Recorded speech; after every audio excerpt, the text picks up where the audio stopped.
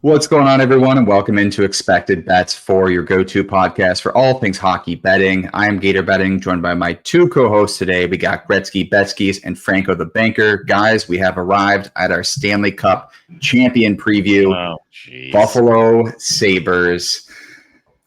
Betsky, you're not a believer? Go on. How about you make the playoffs first, and then the 14-year playoffs route is that's a rough one. I think it's 14 or 15. Yeah, it's us and the Jets as the two leading contenders for how longest old were playoff you drought. the last time they were in the playoffs?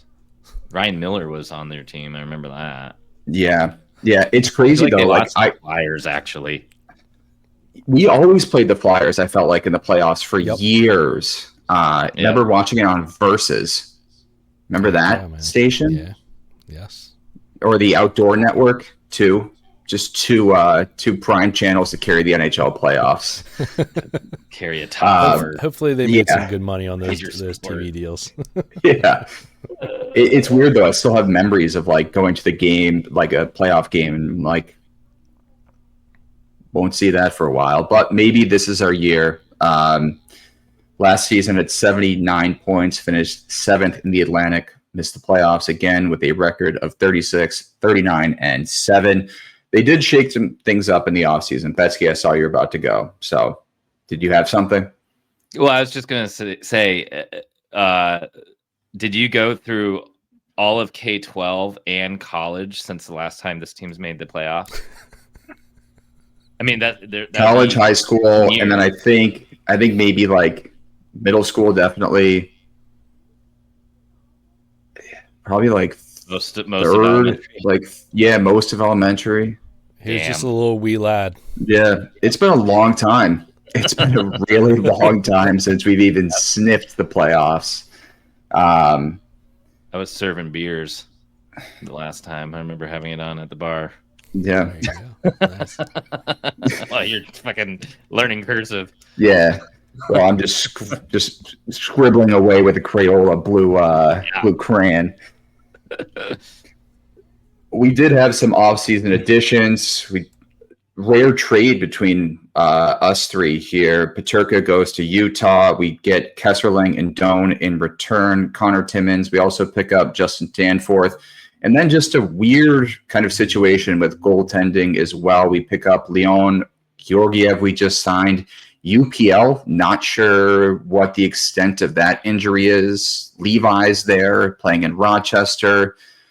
It's going to be interesting, especially in net, if UPL is out for an extended period of time, because I don't necessarily think we want to be rolling out Leon and Georgiev as our main two goaltenders to start the season. I will say the Kesserling trade I'm very happy about. This D-core did need some physicality, and Kesserling is going to certainly help with that. Power struggled mightily with that last season in terms of a net front presence. So I think Kesserling's good with that. I think Timmins is also not necessarily, he's another big body, which is good. Samuelson, another big guy, but soft in front of the net. The Sabres really struggle defensively, so I do like those pickups. Doan, a scrappy guy. So I'm not necessarily like mad about the additions. We did lose Cousins, Peterka, Lafferty, Clifton, Jokiharju, and a few others. The Bernard Docker situation where we acquired him in a trade with Cousins, that's unfortunate that we didn't get him to sign, but I kind of understand his point of not wanting to sign for the Sabres. Betsky, in terms of a team outlook for this team, I think they're going to be better than last year. I like Norris in that 2C, McLeod in the 3C. They have some center depth.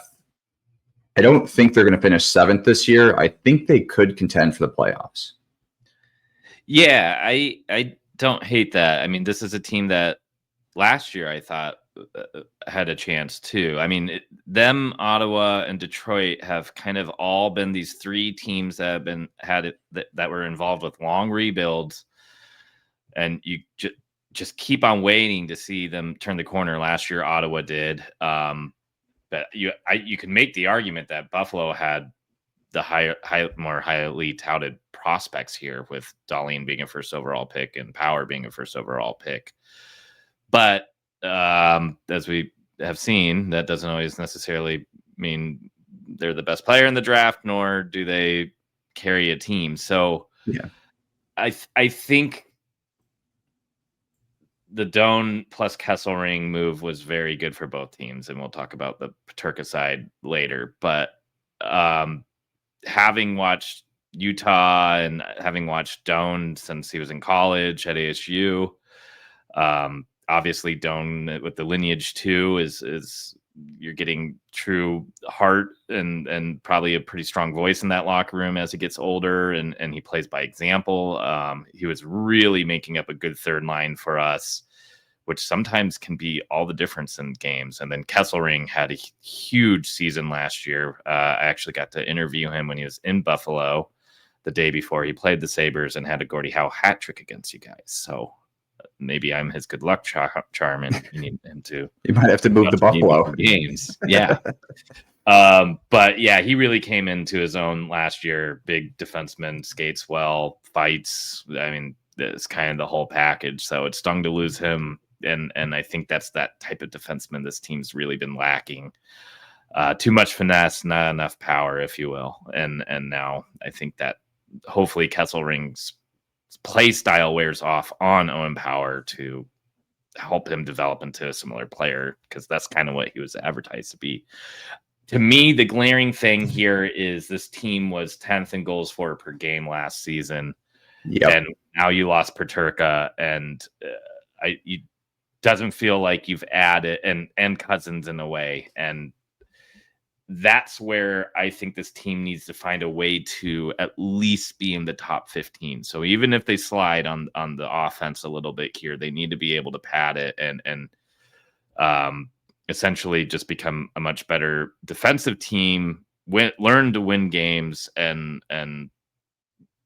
even if the offense slides, not let that be the reason why the whole team falters. Yeah. 30th in goals against last year was a major issue. UPL didn't have a great season. I think Kesserling and Timmins should help that. They were great on 5-on-5 scoring, but the power play also struggled, which is kind of insane when you do look at some of the talent, that the power play should be better than 24th in the league. So that needs to improve as well this year. Franco, your thoughts on this team? Again, the goaltending could be a carousel, and if that starts early, it could be another disappointing season by December.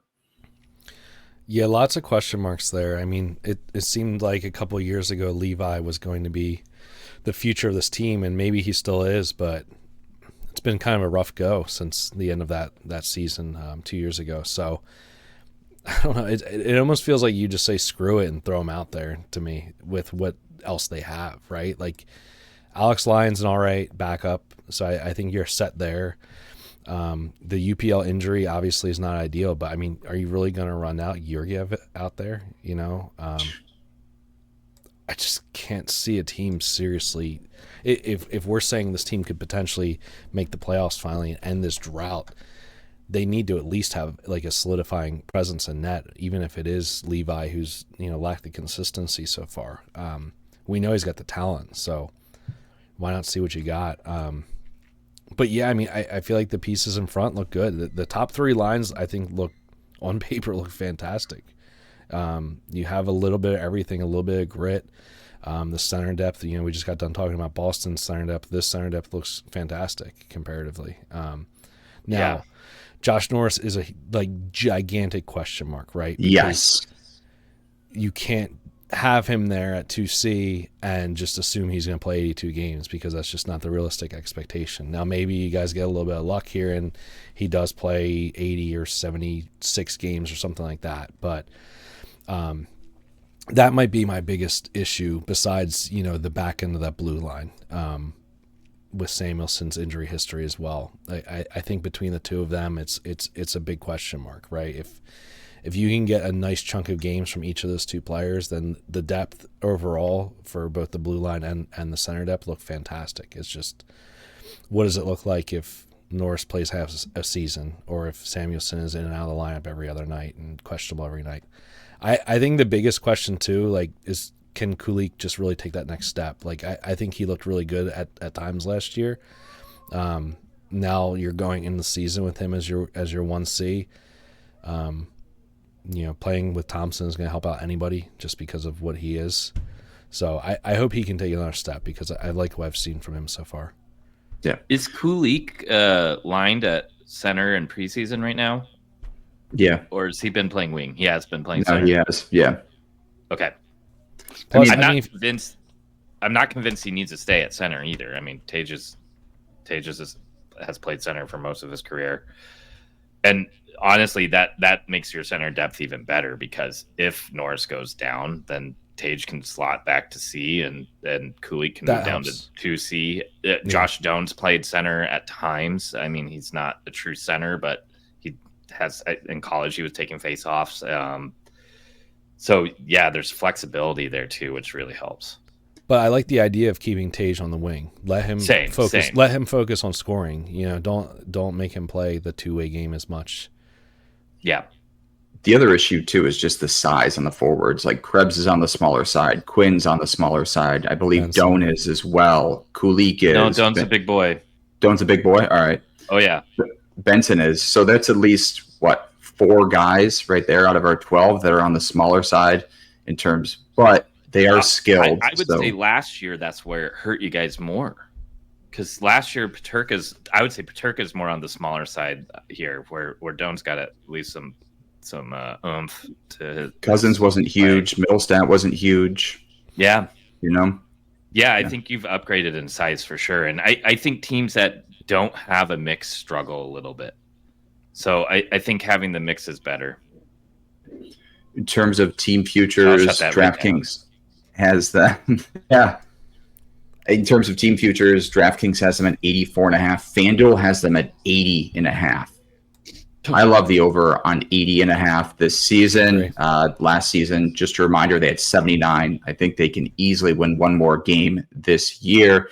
Plus 280 to make the playoffs. I don't think they're going to win the division, conference, or Stanley Cup, despite my hopes. Any thoughts on team futures, Franco? Yeah, I love that 8.5.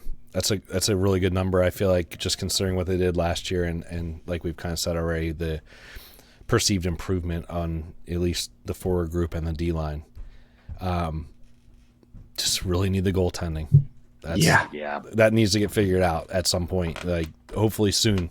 Maybe we'll get some news on UPL kind of soon as far as what the true issue is there, and things will clear up.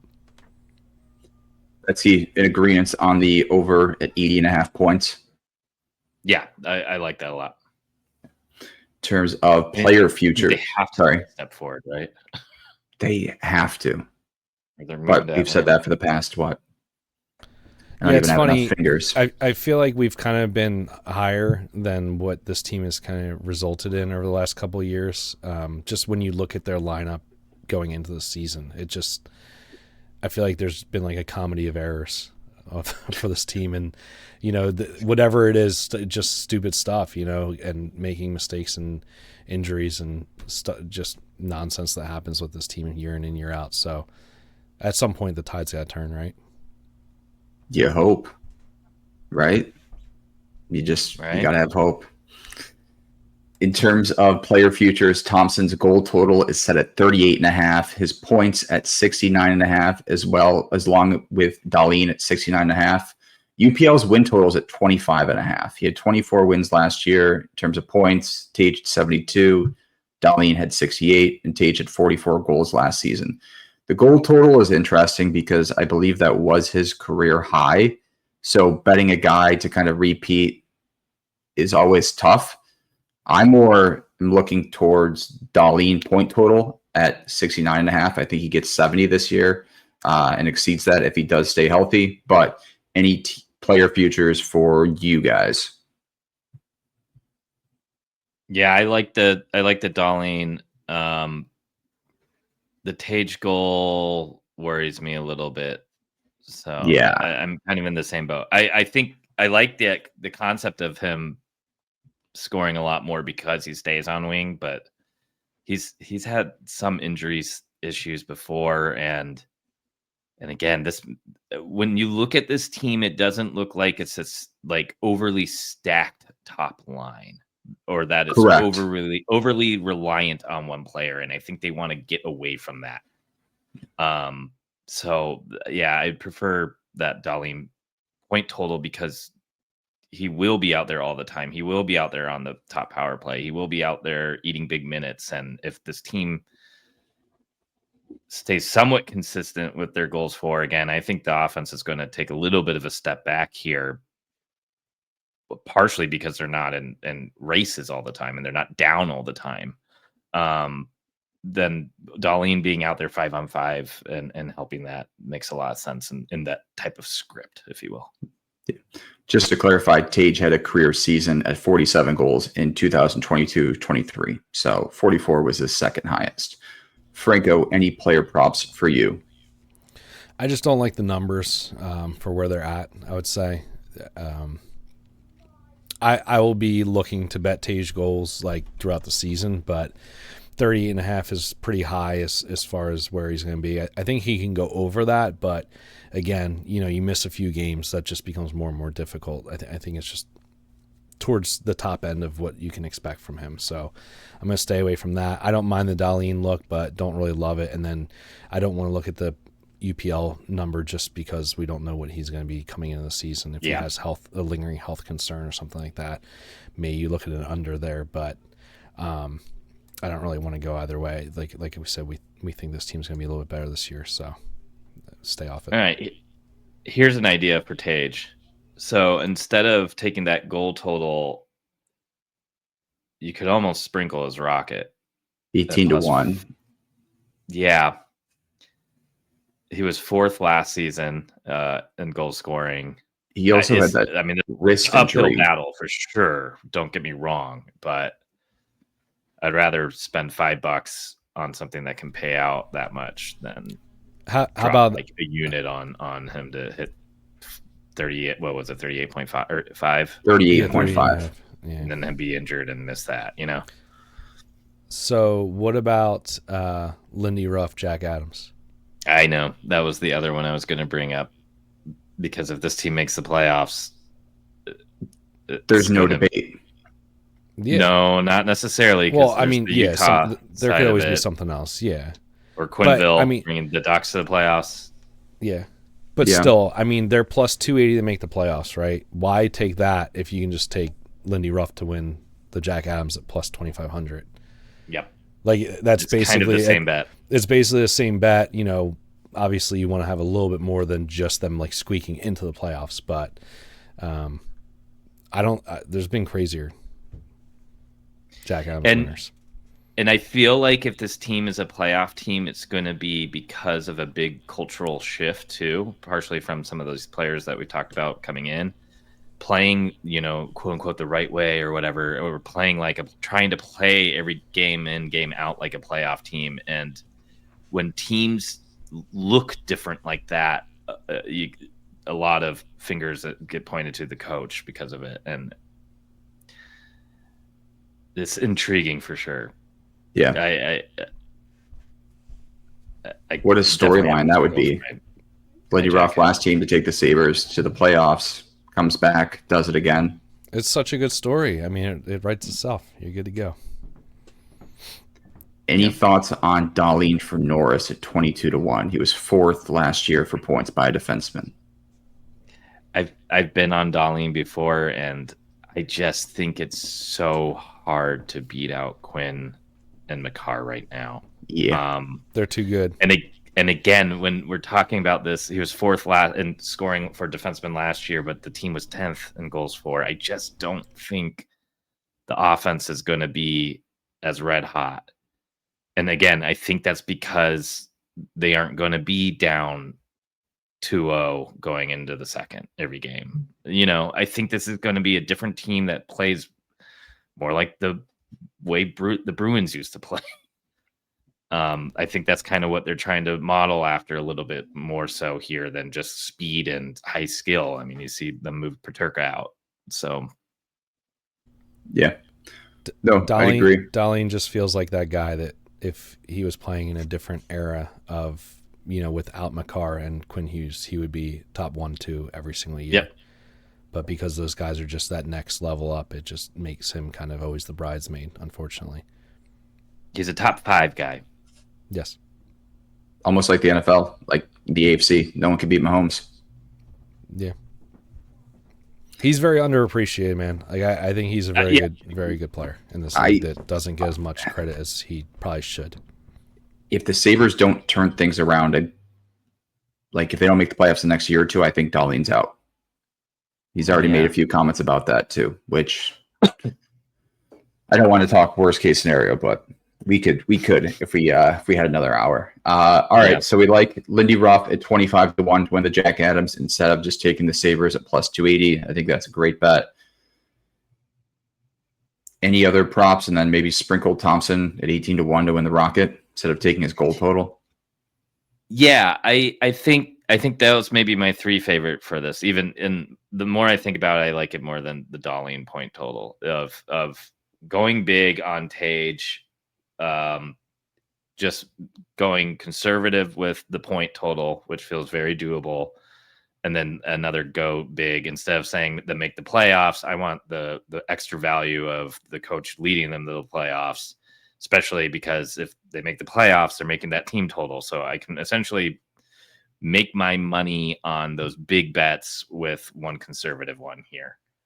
And then hopefully some of those lotto tickets hit too. But 1 unit on the season points total, and then like a quarter of a unit on Ruff for Jack Adams and Tage for Rocket. So you still got a half unit left. Or even less, Even less. I might just split a unit between Turney and Lindy Ruff for Jack Adams, and just those might be my 2 favorite, honestly, because I feel like with the best teams in the league, those coaches never win Jack Adams just because it's like there's so much talent on the team, so you need to have that storyline. So can't count out the President Trophy winning team too, though. I guess if it's somebody that you weren't expecting, but I mean, I don't know. I guess we'll see what happens. But so far, I mean, we haven't done the Central Division yet, but this is my favorite one, my favorite Jack Adams bet so far that we've broken down. Yeah, I like same. It. All right, we want to thank everyone for listening to today's episode of Expected Bets 4. Be sure to subscribe and like this video if you haven't done so already. You can also follow us on social media at Expected Bets 4 on Twitter and on Instagram. Once more, thank you guys for watching, and we'll talk to you later. See ya. What's going on, everyone? The NHL season is almost here, and we have something special for all the fans and bettors out there. Yeah, right now, if you click the link in our description, you can get the full Tails package for $40 off. That is by using code SEASON25, and you can get our package that's normally $120 just for $80.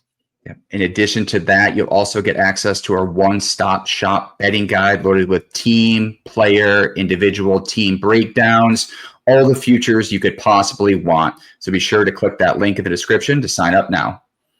Yeah, it's like ChatGTP put in an Excel sheet for you so you can rip through all of those future props. Again, make sure you're liking and subscribing all the Expected Bets 4 video content as well to help us grow. And we can't wait to be smacking in some parlays and straights with you all season long.